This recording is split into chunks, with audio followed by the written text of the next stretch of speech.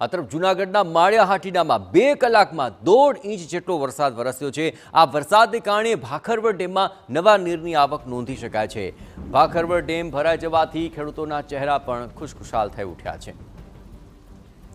અને જૂનાગઢ અને તેની આસપાસની તમામ પરિસ્થિતિ પર વધુ વિગતે વાત કરવા માટે જોડાઈ રહ્યા છે ટીવી9 સંવાદદાતા વિજયસિંહ, આ હાલ જૂનાગઢ તેની આસપાસમાં વરસાદના શું છે હાલ?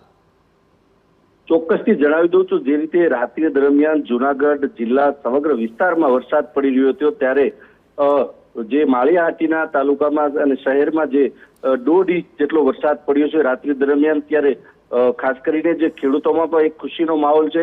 જે ભાખરવડ ડેમ છે, જે ભાખરવડ ડેમ જે ખેડૂતોની જીવાદોરી સમાન છે કે નીચાણવાળા વિસ્તારમાં જે પાણીના સ્તર પણ જે ઊંચા આવતા હોય છે, બીજી તરફ ખેડૂતના કૂવામાં પણ પાણીના સ્તર વધી શકે, જેને લઈને ભાખરવડ ડેમ પણ ભરાયો છે।